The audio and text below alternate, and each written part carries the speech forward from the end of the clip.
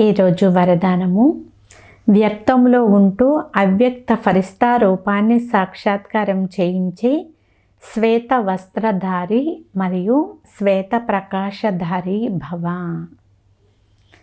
ఎలాగైతే ఇప్పుడు ఈ శ్వేత వస్త్రధారులు ఎవరు మరియు ఎక్కడ నుండి వచ్చారు అనే ధ్వని నలువైపులా వ్యాపిస్తూ ఉందో, అలా ఇప్పుడు నలువైపులా ఫరిస్తా రూపాన్ని సాక్షాత్కారం చేయించండి. దీనినే డబల్ సేవ యొక్క రూపము అని అంటారు. ఎలాగైతే మేఘాలు నలువైపులా వ్యాపిస్తాయో అలా నలువైపులా ఫరిస్తా రూపం ద్వారా ప్రకటితం అవ్వండి. ఎక్కడ చూసినా ఫరిస్తాలే కనిపించాలి.